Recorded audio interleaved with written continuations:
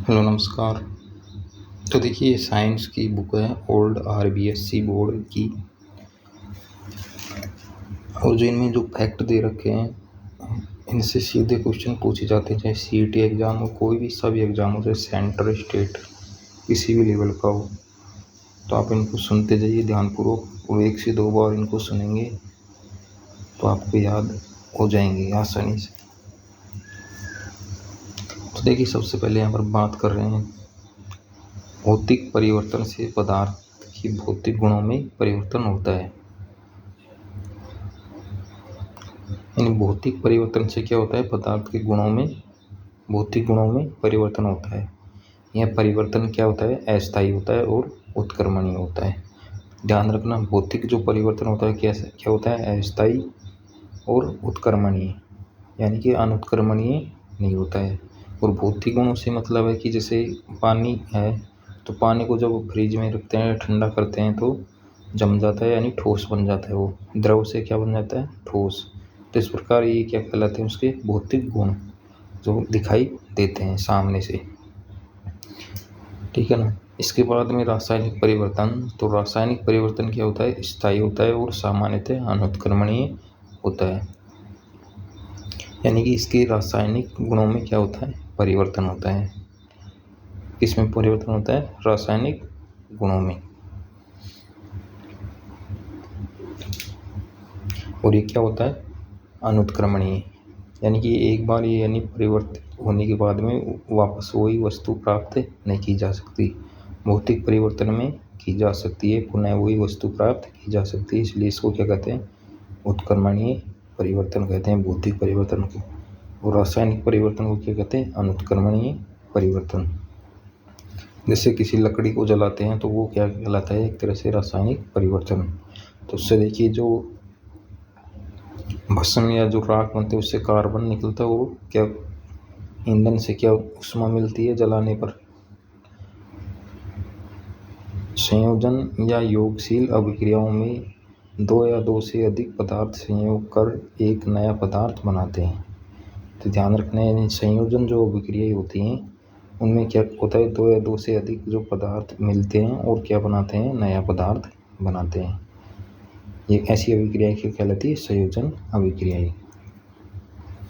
फिर इसके बाद बात करें किसी यौगिक में उपस्थित परमाणु या समूह का दूसरे परमाणु या समूह से विस्थापित हो जाना, ये क्या कहलाती है, विस्थापन अभिक्रियाएं। यानी कि किसी अभिक्रिया जब किन्हीं पदार्थों के यौगिकों की मध्य अभिक्रिया होती है तो उनके परमाणु या समूह का दूसरे परमाणु या समूह से विस्थापित हो जाना विस्थापन अभिक्रिया कहलाता है। यानी कि एक स्थान से दूसरे स्थान पर चले जाते हैं, यानी एक परमाणु से दूसरे परमाणु पर जुड़ जाते हैं, अणु पर जुड़ जाते हैं। अगला जो पॉइंट है, किसी रासायनिक अभिक्रिया में 2 यौगिकों के मूलकों के परस्पर विनिमय की क्रिया को द्विविस्थापनीय अभिक्रिया कहते हैं। किसी रासायनिक अभिक्रिया में 2 यौगिकों के मूलकों के परस्पर विनिमय की क्रिया को क्या कहते हैं, द्विविस्थापनीय अभिक्रिया कहते हैं। किसी पदार्थ को 2 या 2 से अधिक सरल अणुओं में टूटना अपघटन कहलाता है। यानी कोई पदार्थ क्या होता है, 2 या 2 से अधिक सरल अणुओं में टूटता है तो वो क्या कहलाता है, अपघटन कहलाता है। यह अभिक्रिया ताप या अपघटन, विद्युत अपघटन, प्रकाश अपघटन प्रकार की हो सकती है। यानी किसी पदार्थ को यदि ऊष्मा देते हैं तो 2 या 2 से अधिक सरल अणुओं में टूट जाता है। तो ऊष्मा देखिए उसको ताप से भी हो सकती है, विद्युत से भी और प्रकाश से भी। इसके बाद बात करें तो ऊष्माक्षेपी अभिक्रिया में क्या होती है, ऊष्मा का उत्सर्जन होता है।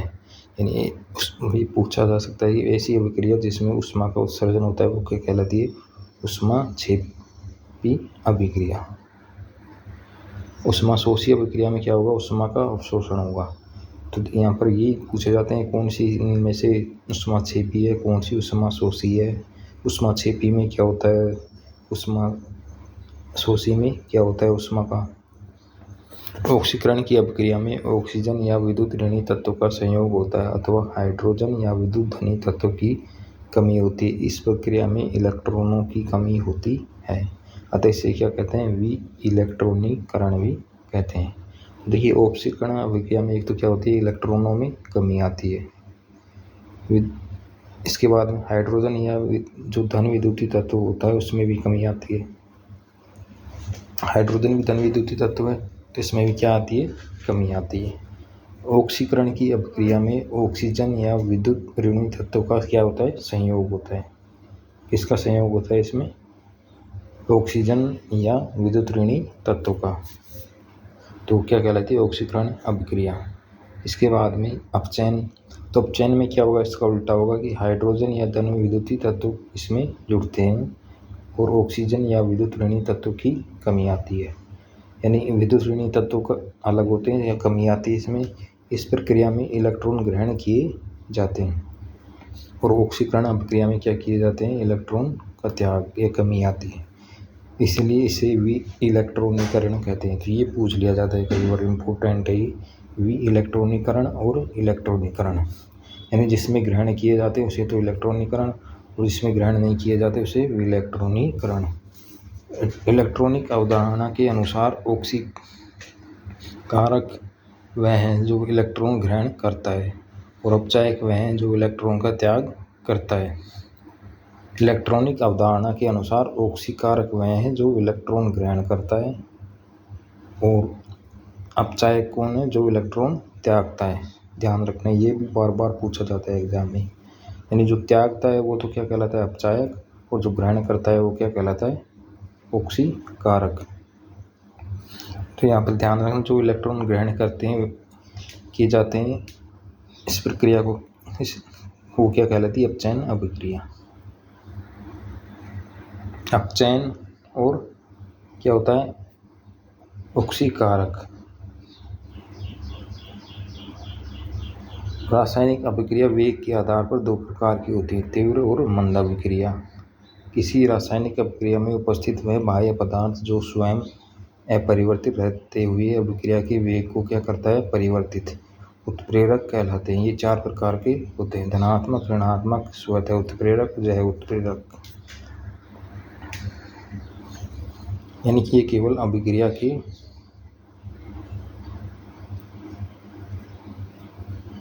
वेग को परिवर्तित करते हैं। उत्प्रेरक दो प्रकार, उत्प्रेरक द्वारा अभिक्रिया के वेग में परिवर्तित होने की प्रक्रिया क्या कहलाती है, उत्प्रेरण। दो प्रकार की होती है, समांगी उत्प्रेरण और विषमांगी उत्प्रेरण। उत्प्रेरक वर्धक वे पदार्थ हैं जो उत्प्रेरक क्रियाशील में वृद्धि करते हैं और उत्प्रेरक की क्रियाशीलता को कम करते हैं। यानी उत्प्रेरक की जो क्रियाशीलता में वृद्धि करते हैं उत्प्रेरक वर्धक, और जो कमी करते हैं वो उत्प्रेरक विष कहलाते हैं। देखिए MCQ है यहाँ पर, ओजोन अणुओं का ऑक्सीजन अणुओं में परिवर्तित होना किस प्रकार की अभिक्रिया है, किस प्रकार की अपघटन अभिक्रिया। यानी कि जो ओजोन अणु है O3 किसमें टूटता है, O2 ऑक्सीजन में, तो क्या कहलाएगी, अपघटन अभिक्रिया। दो या दो से अधिक सरल अणुओं में टूटना। यदि संयोग होता तो क्या कहलाती, संयोजन अभिक्रिया। यदि एक से दूसरे पर जाता, एक परमाणु से दूसरे परमाणु पर, तो इसे विस्थापन, और ऊष्मा छिपी जो ऊष्मा का अवशोषण उत्सर्जन कर, ऊष्मा शोषी यानी ऊष्मा का क्या करते हैं, अवशोषण। ऑक्सीकरण अभिक्रिया का उदाहरण, तो ऑक्सीकरण का अर्थ है कि जिनमें यानी कि क्या करते हैं ये इलेक्ट्रॉन क्या त्याग। तो इलेक्ट्रॉन का त्याग यहाँ पर देखिए Fe+2 से Fe+3 में हो रहा है।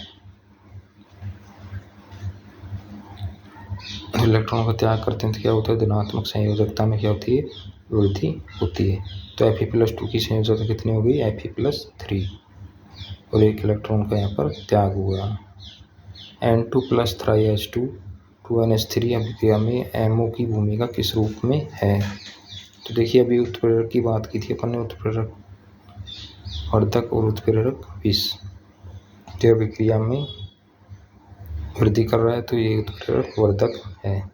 क्यूप्रिक आयन का क्यूप्रस आयन में बदलना, ठीक क्या कहलाता है, अपचयन अभिक्रिया। अपचयन का मतलब क्या होता है? इलेक्ट्रॉन का ग्रहण करना।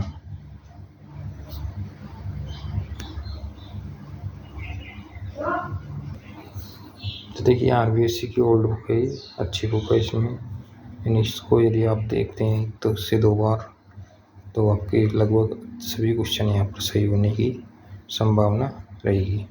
अब देखिए समांगी अभिक्रिया का पूछा जाता है। वह उत्क्रमणीय अभिक्रिया जिसके अंदर सभी क्रियाकारक एवं उत्पाद एक ही किस्में होते हैं, प्रावस्था में होते हैं। इन क्रियाकारक और उत्पाद दोनों क्या कहलाते? एक ही अवस्था में होते हैं। जैसे यहाँ पर गैस है H2+I2, तो 2HI क्या है यहाँ पर? गैस। विषमांगी वह उत्क्रमणीय अभिक्रिया जिनमें क्रियाकारक एवं उत्पाद एक ही प्रावस्था में नहीं होते, विषमांगी अभिक्रिया कहलाती है। अब देखिए MgCO3 ठोस, MgO ठोस, CO2 गैस है यहाँ पर। अब देखिए इन्वर्सिबल रिएक्शन अनुत्क्रमणीय अभिक्रिया वे अभिक्रियाएं जिनमें क्रियाकारक पूर्ण रूप से अर्थात 100% उत्पाद में बदल जाता है, अनुत्क्रमणीय अभिक्रियाएं कहलाती हैं। इस प्रकार की अभिक्रियाओं में क्रियाकारक किन्हीं विशेष परिस्थितियों में किसी उत्पाद में परिवर्तित होता है, किंतु उनसे मिलती जुलती परिस्थितियों में उत्पाद से वापस क्रियाकारक प्राप्त नहीं किया जा सकता। पोटेशियम क्लोराइड गर्म करने में पोटेशियम क्लोराइड व ऑक्सीजन में विघटित हो जाता है, लेकिन पोटेशियम क्लोराइड तथा पोटेशियम ऑक्सीजन को किसी भी प्रकार से हम पोटेशियम क्लोराइड में परिवर्तित नहीं कर सकते। तो पोटेशियम क्लोराइड का फॉर्मूला यहाँ पर देखिए क्या है? KClO3। अतः समय के साथ धीरे धीरे क्रिया करके क्रियाकारक की सांद्रता कम हो जाती है और अंततः क्या हो जाती है? शून्य होती है। अभिक्रियाएं अग्र दिशा में चलकर पूर्ण हो जाती हैं। अभिक्रियाएं जिनमें सामान्य अवस्थाओं में उत्पाद पुनः क्रिया करके क्रियाकारकों में नहीं बदल सकते, ये अभिक्रियाएं हमेशा क्या होती हैं? खुले पात्र में होती हैं। कहाँ होती हैं? खुले पात्र में।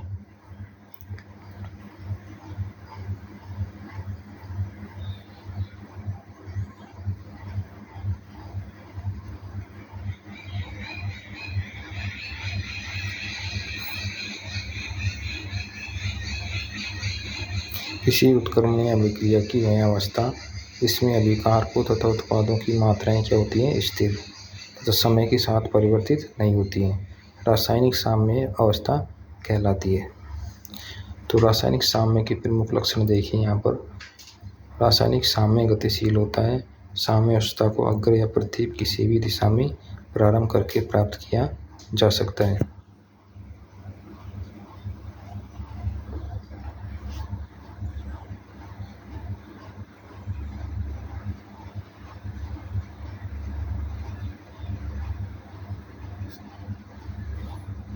इस प्रकार की अभिक्रियाओं में RF बराबर क्या होता है? RB होता है। रासायनिक धनात्मक उत्प्रेरक की उपस्थिति में रासायनिक साम्य की अवस्था कम समय में ही प्राप्त हो जाती है।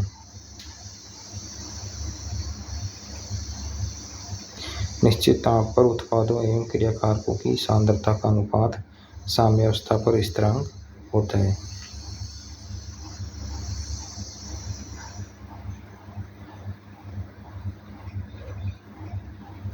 ऐसे पदार्थ जिनके विलयन में विद्युत धारा का प्रवाह होता है तथा साथ साथ ही रासायनिक अपघटन होता है, विद्युत अपघट्य कहलाता है। अन्य पदार्थ जिनका व्यवहार उपयुक्त नहीं होता है वे क्या कहलाते हैं? विद्युत अनपघट्य। विद्युत अपघट्य किस प्रकार के होते हैं? 2 प्रकार के, प्रबल और दुर्बल। प्रबल वे यौगिक जो जलीय विलयन में पूर्णतः आयनित हो जाते हैं और विद्युत के अच्छे चालक होते हैं, जैसे HCl, NaOH इत्यादि। दुर्बल विद्युत क्या होते हैं? ये वे यौगिक जो जलीय विलयन में आंशिक रूप से आयनित होते हैं और विद्युत के दुर्बल चालक होते हैं। इस प्रकार के यौगिक जो गलित अवस्था या विलयन अवस्था में विद्युत का चालन नहीं करते, जैसे CH3, COOH, NH4OH इत्यादि।